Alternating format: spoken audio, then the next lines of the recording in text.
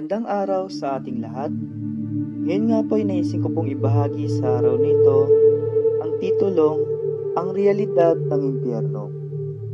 Lucas chapter 16 verse 22 hanggang 24. At nangyari, namatay ang pulubi at siya'y dinala ng mga anghel sa kandungan ni Abraham. Namatay din naman ang mayaman at inilibing. At mula sa Hades na kanyang pinagdurusahan, ay tumingala siya at nakita sa malayo si Abraham at si Lazaro sa kanyang kandungan. Siya'y sumigaw at sinabi, Amang Abraham, maawa ka sa akin at suguin mo si Lazaro upang itubog niya sa tubig ang dulo ng kanyang daliri at palamigin ng aking dila, sapagkat naghihirap ako sa apoy na ito. Subalit sinabi ni Abraham, Anak, alalahanin mo na ang iyong buhay, ay tinanggap mo ang inyong mabubuting mga bagay. At si Lazaro naman ay ang masasamang bagay. Subalit ngayon ay inaaliw siya dito, at ikaw ay nagdurusa. Bukod dito, may isang malaking bangin na inilagay sa pagitan natin, upang ang mga nagnanais na tumawid buhat dito patungo sa inyo ay hindi maaari, at wala ring makatatawid mula riyan patungo sa amin. Ang ating Diyos ay hindi nagnanais ang kahit na sino mang mga tao, mga inapo ni Adan, ay mahulog sa impyerno. Nakikita natin ang kanyang tunay na pag-ibig sa Roma chapter 5 verse 7 hanggang 8. Sapagkat bihirang mangyari na ang isang tao'y mamatay alang-alang sa isang taong matuwid.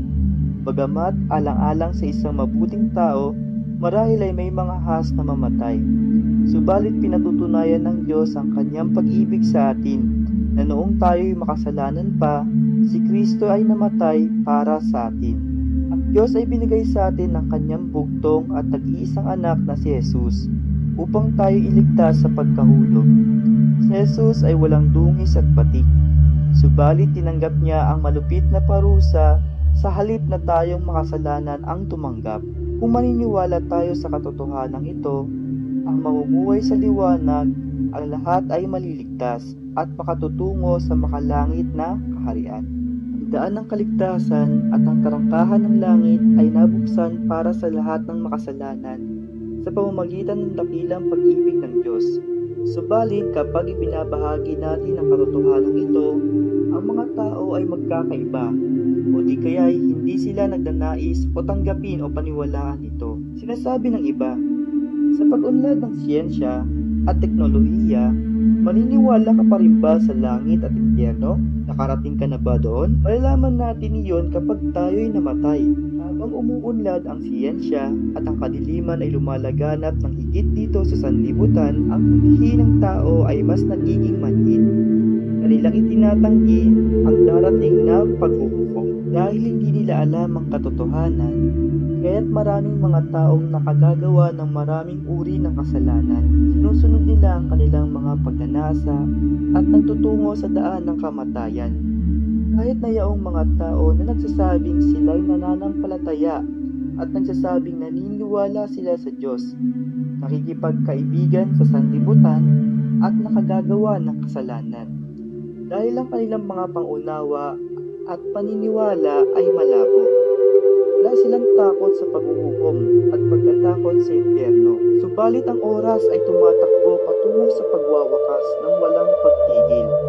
At ang puso ng Diyos ay desperado na makahanap upang makapagligtas pa ng isang kaluluwa. Tanging kapag maunawaan natin na malinaw ang katotohanan patungkol sa langit at impyerno, tayo'y laging magiging alerto at hindi makikipagkaibigan sa sanlibutan. Ragdagan pa, kung ikaw ay mayroon pader ng kasalanan at ikaw ay natatakot kapag nakikinig ng mensahe, nangangahulugang ito'y nakatanggap ka na ng pagpapala. Nang marinig ang tungkol sa kasalanan ng mga mananampalataya sa simbahan ng Korinto, si Apostol Pablo ay nagdala ng sulat ng may pagluha at inudyukan siyang magsisi. Dahil doon, sila'y nagsisi. Si Pablo ay lubos na naging masaya nang marinig iyon. at muling nagpadala ng sulat sa kanila. Ikalawang Korinto chapter 7 verse 9. Ngayon, ako'y nagagalak hindi sapagkat kayo'y malungkot, kundi sapagkat kayo'y nalungkot tungo sa pagsisisi, sapagkat kayo'y pinalumbay ng naaayon sa Diyos, upang kayo'y huwag magdusa sa kalugihan sa pamamagitan namin. Kaya't kung tayo'y malulungkot at tutungos ito sa pagsisisi, ito ay isang malaking pagpapala kung nais nating tumalikod mula sa mga kasalanan at magsisi. Ang Diyos ay laging nagbibigay ng biyaya at lakas kung magsisisi tayo mula sa ating mga puso at magbabalik loob at mamuhay sa liwanag. Ang Diyos ay hindi nalalahanin pa ang mga nakalipas mong kasalanan. Lilinisin niya tayo gaya ng sinabi niya sa Isaiah chapter 1 verse 18. Pumarito kayo ngayon at pangayo'y mga tuwiran sa isa't isa, sabi ng Panginoon. Bagaman ang inyong mga kasalanan ay tulad ng makintad na pula, ang mga ito'y magiging mapaputi gaya ng niebe. Bagamat ito'y mapulang-mapula, ang mga ito'y magiging parang balahibo ng tupa. Ang Diyos ay sinabihan tayo patungkol sa katotohanan na mayroong impyerno, at ipinasulat niya ito sa maraming bahagi ng Biblia. At dahil sa hindi ninanais ng Diyos na kahit na sino sa kanyang mga anak ay mahulog mula sa impyerno, kaya pinahintulutan niya ang ibang mga tao na makarating doon sa espesyal na biyaya upang makapagpatotoo. Maging sa Biblia, makakakita tayo na si Noah ay nagbabahagi ng mensahe ng paulit-ulit na magkaroon ng paggunaw gamit ang baha. Subalit hanggang sa panahong yaon ay pumasok siya sa daong. Ang mga tao ay kumakain, umiinom at nag-aasawa. Gaano kasakit ang nararamdaman ni Noah sa ganitong mga tao? Alam ni Abraham na husgahan ng Diyos ang Sodoma at Gomora, kaya buong buhay siyang nanalangin. Hiniling niya sa Diyos na iligtas ang mga gayong kaluluwa sa kanilang pagkabulok. Sa ngayong pagbasa, sinasabi sa atin na ang mayaman ay napunta sa Hades. Asaan ba ang Hades? Ang Hades ay tinatawag ding libingan. Sa ibang salita ba ito ay tumutukoy sa impyerno? Sa katotohanan, ito ay hindi. Ang libingan ay nakahiwalay mula sa impyerno. Kung maintindihan natin ang patungkol sa impyerno, maintindihan din natin ang buong struktura ng langit at impyerno.